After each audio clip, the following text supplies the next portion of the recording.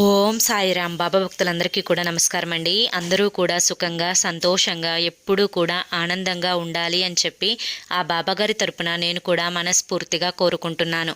ఈరోజు బాబాగారు అందించే సందేశం ఏంటి అంటే కనుక, తల్లి, 2 శుభవార్తలతో నేను నీ ఇంటి ముందుకు వచ్చాను. అశ్రద్ధతో నిర్లక్ష్యం చేసి నన్ను నెట్టివేయకమ్మా. నిన్ను నీ మనసుకి ఆనందపరిచే శుభవార్తలతో నీ ముందుకు వచ్చానమ్మా అని చెప్పి ఏదో ఒక తెలియని సందేశాన్ని ఈరోజు బాబాగారు మన ముందుకు తీసుకొని వచ్చారండి. బాబాగారు ఏ సందేశం అందించినా కూడా అది మన భవిష్యత్తుకు పునాది అని చెప్పి మనందరికీ కూడా తెలిసిన విషయమే కదా.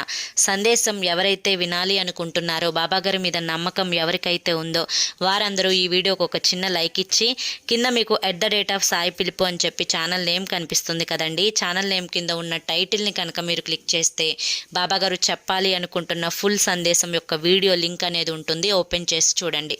జై సాయిరామ్.